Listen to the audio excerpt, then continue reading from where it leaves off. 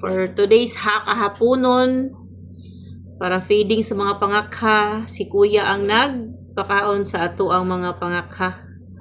Para sakto kay musayaw. Oops, ang payong nabaligtad.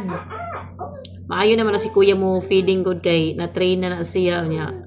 Ako na siyang gisultiandaan nga inalang kadaghanon ang ipakaon sa bayaw sa laki. Tanawa Grabe ka excited ang mga manok. Sabihin kailagid sila nga tingkaon na. Si Kuya Master na kay na si Kuya mo pakaon sa mga manok kay na-train na siya namo. So diri na akong ipakita permanente kay didto man gud sa pikas layo kaayo. Naon po dito good pero diri lang gid mismo kay kuan siya bantang ani nga kuan.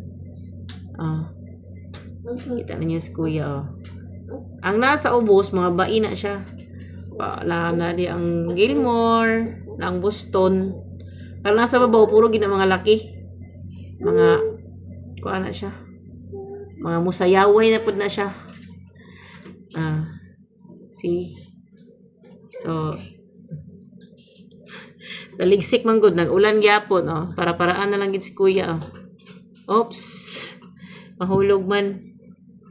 So inana lang yun ang life sa naay mga binuhi dapat pagkaunon yun sa sakto nga oras ba labi na ning mga pangakha kay para pag musayaw ba makasabay gyud sa sayaw di gyud ba behind man galing pero di gyud ka mahay kay sakto man sa kaon. Thank you for watching. Bye bye.